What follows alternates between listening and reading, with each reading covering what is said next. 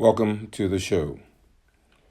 In this episode, we're going to look at exercise and lifestyle.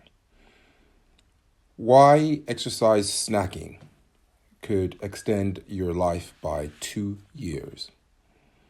So, just 10 minutes walking, gardening, or simply moving about pays health dividends. How much exercise do you think you need? And how much do you actually do? Despite extreme exercise trends that include ultra marathons and spending thousands on expensive home gym equipment, even short bursts of activity can have a significant impact on our health. I know during COVID, a lot of us built home gyms that we no longer use. Or we've had gym memberships that we started on a good note, but faded. As little as 3 minutes of light intensity, walking every 30 minutes can help control blood sugar levels in diabetic patients. As research shows, breaks from sitting with short bouts of activity can also reduce the risk of complications associated with the condition such as heart attack and stroke, scientists from the University of Sunderland said. I think that's why that feature on the Apple Watch is really good, that reminds you to stand every hour to reach your stand goal. Stand and move around a little bit. It really helps. The findings were presented at the Diabetes UK Professional Conference in 2023 and involved 32 participants with type 1 diabetes who were assessed over a 2-week period. Nearly 400,000 people in the UK are living with type 1 diabetes, which leads to high blood sugar levels. But short bursts of activity, also known as exercise snacking, are thought to be highly beneficial for all of us. The buoyant findings from researchers is that just 10 minutes a day can add almost 2 years to our lives. Yet, though we can get a surprisingly large return for such a small amount of time, according to Dr. Steve Moore, who researches how physical activity is linked to health and life expectancy. We are not moving enough and our activity levels are getting worse. Everyone knows that doing a bit more physical activity has an impact on extending life while reducing risk of disease and illness, both physical and mental. But for some reason, it still doesn't quite register, says Stephen Price, a fitness entrepreneur. He has spent 20 years in the industry developing high-end offerings based on cutting-edge technology to train everyone from CEOs to celebrities like Margot Robbie, as well as clinical research developing exercise prescriptions for oncology patients. So I think the idea here is you start going to the gym for 4 hours and lifting the heaviest weights possible. It's an accumulation of small steps that add up. Price's latest concept, Movementum, I'm not saying that right, Movementum, clever. Movementum is based on the idea that we just need to move our bodies in whatever way we can. Movement plus momentum. Every little bit counts. I've seen in our clinical setting with cancer patients the role that increasing physical activity during treatment has on survivorship, he says. But this is a message that needs to be talked about outside of the clinic. This is where the impact should be seen in prevention and reducing risks that can change the health of whole communities. This is the backbone on which Movementum was set up to empower mental and physical health through movement. The idea is that we need to do small snacks of exercise, be they a structured class, a walk with a friend, or some gardening every day. Research shows us that by increasing your activity by as little as 55 minutes a week, you can have a huge impact on the length and ultimately the quality of your life. Price says 55 minutes a week. So that's less than an hour. This can spread out throughout the day or week and doesn't have to be done all in one block. You can start small, which makes it exceptionally attainable. In fact, he says small daily chunks are better than doing a once or twice a week exercise class than doing nothing else. His comments are based on solid research.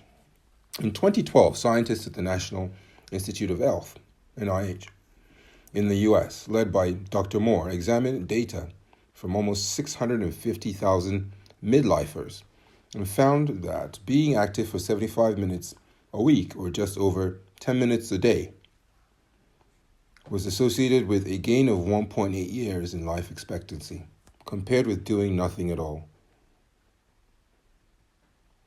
Those who did more exercise, around 150 minutes of moderately intense exercise a week, as recommended by the World Health Organization, the WHO, could expect to see an extra life expectancy of around 4.5 years. One particularly interesting finding from the NIH study was that being active, even if the individual was obese, was associated with longer life than those who are of normal weight range, but inactive. Being slim is not enough. Let that sink in. I think we need to repeat that. Being active, even if the individual was obese, was associated with longer life than those who are of quote-unquote normal weight range, but inactive. Being slim is not enough. Being slim doesn't mean you're healthy. But over a decade later, the message still hasn't sunk in. In a survey of 600 UK adults conducted by the fitness brand Sweatband, more than 3/4 of respondents said they did not know that exercising for 10 minutes a day could add 2 years to their lives.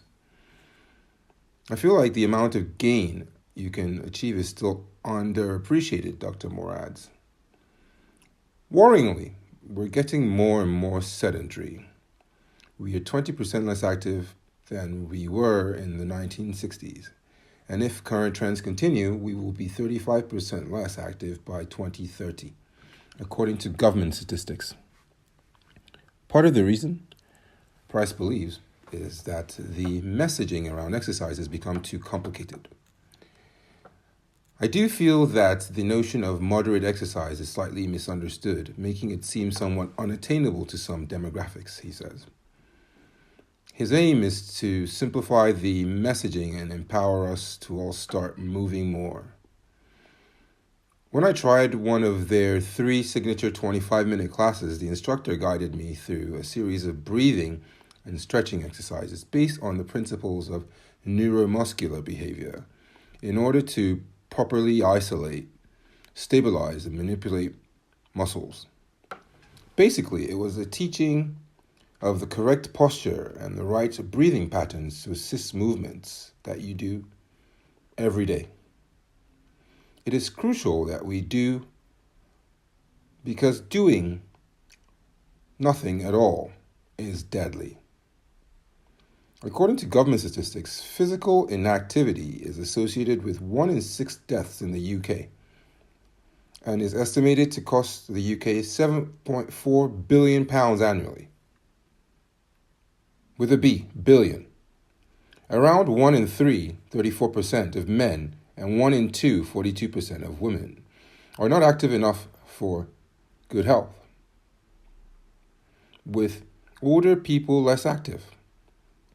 Exercise is a magic bullet.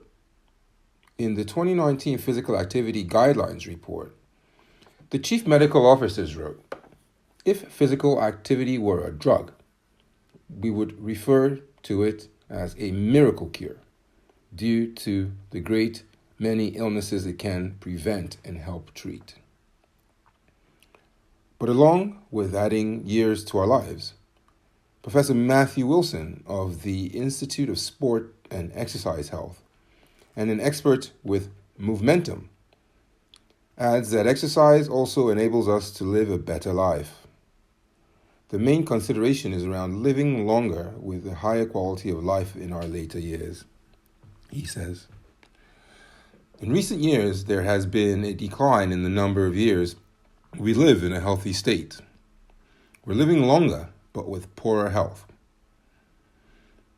This is a huge problem, and something that increasing physical activity levels can help readdress, so you can enjoy those extra years.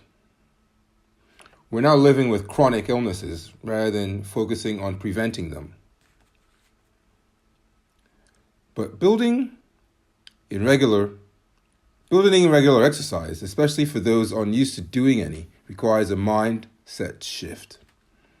Being able to sustain small changes in physical activity is as much down to behavior as it is your physical capabilities, says Dr. Heather McKee, a behavioral scientist and momentum expert. The people who will be most effective at making a behavioral change and maintaining it over time will be those who are intrinsically motivated. Intrinsic motivation is defined as doing an activity because of the joy and satisfaction it gives you. So, what counts as moderate to strenuous physical activity? Let's take a look. Literally anything, as long as you are moving with purpose, says Professor Wilson. Don't overthink it. Gardening, walking, housework, everything counts. And all can be banked as physical activity when looking at minutes achieved. Spending time on small daily movements like these, says momentum specialist David Higgins, will keep joints supple, encourage good quality muscle tissue, and even help the nervous system remain primed and responsive. All this lessens injury, promotes better strength gain, energy levels, and the ability to move more and often. One of the most overlooked forms of exercise, often the most enjoyable, is simply a walk with a friend. Doing regular low-impact activity like this is so beneficial.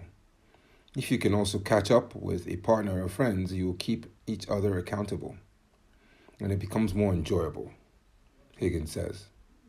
The most important thing with exercise when trying to embed it as a habit is having fun so that you can continue doing it every day, or at least as often as you can.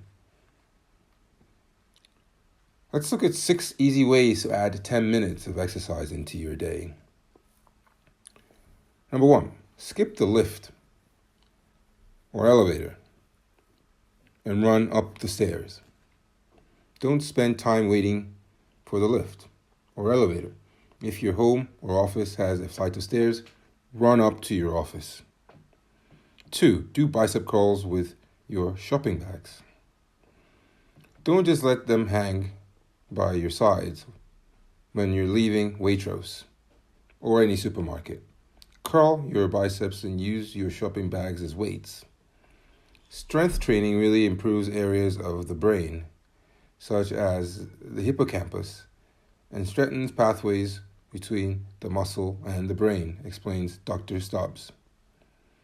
Number 3, walk like you're late for a court appointment. It might feel a bit strange to call it power walking, but if you imagine you're late for an important appointment, you'll find it easier. 4, make yourself late. Get off the bus a stop early, then force yourself to walk briskly the rest of the way. 5, do your own chores more thoroughly. Put away that robot vacuum cleaner and get moving with your own model. Use a push mower instead of a power mower. Wash your car by hand rather than going to a car wash. And finally, 6, pretend that the 10 minutes of exercise daily is equivalent to what we call in marketing a drip campaign.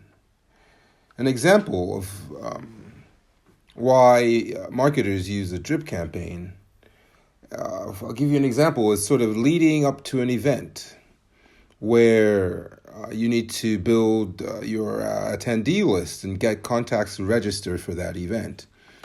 So the first email that goes out in this campaign could be a save the date.